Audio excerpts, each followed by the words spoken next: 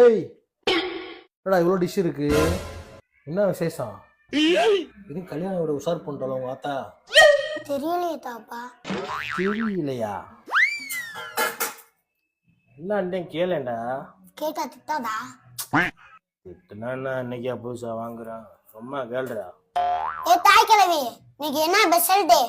Chicken rice, chicken biryani, பொரிச்ச மீன், white rice, mutton சுக்கா, முட்டை, மீன் குழம்பு, லாலிபப்லாம் இருக்கே. ஸ்பெஷல் டேலாம் ஒண்ணும் இல்ல, ரொம்ப நாள் கழிச்சு நீ தான் ஃப்ரிட்ஜ் சுத்தம் பண்ணேன்.